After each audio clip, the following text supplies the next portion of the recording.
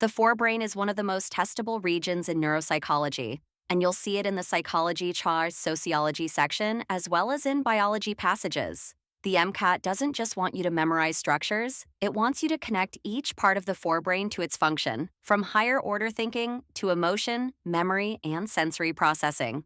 Let's break it down so you can quickly recognize these brain structures on test day. The forebrain, the command center. The forebrain is the largest and most complex part of the brain. It handles higher level cognition, voluntary movement, sensory interpretation, memory, and emotion. If you think of the brain as an organization, the forebrain is the CEO making the big decisions. Cerebral cortex, the outer layer. The cerebral cortex is the thin, gray matter covering the brain. This is where complex thinking happens: language, reasoning, memory, and problem solving. The cortex is split into 4 lobes, each with its own specialty. Frontal lobe, executive control.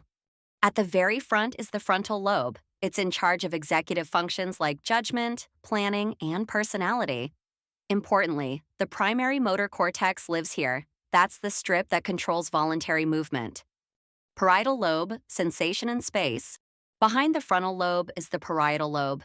It processes sensory input like touch, pressure, and pain. The somatosensory cortex here maps your body sensations, while the rest of the lobe helps with spatial awareness, so you know where your body is in space. Temporal lobe, sound and memory. On the sides of the brain are the temporal lobes, right above your ears. They handle auditory processing and language comprehension. They also play a key role in memory and emotion, with the primary auditory cortex dedicated to processing sound. Occipital lobe, vision.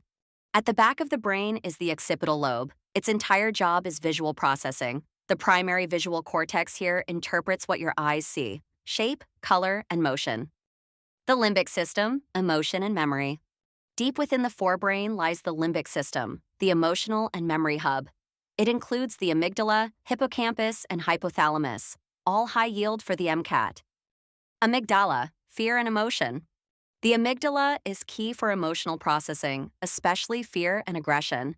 If a passage mentions heightened emotional response, this is the structure to know. Hippocampus, memory formation.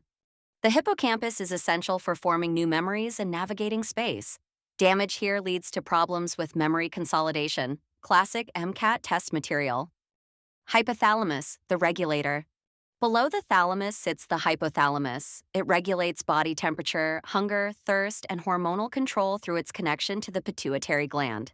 Think of it as the body's thermostat and hormone manager.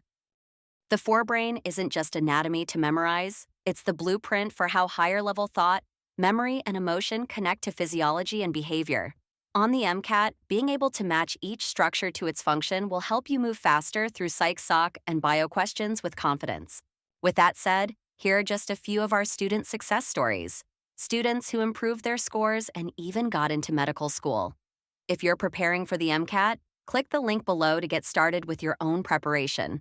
We specialize in helping students reach a 515+ score guarantee, and we'd love to help you too. And don't forget, subscribe to our channel for more MCAT breakdowns like this, and follow us on Instagram for extra tips and resources.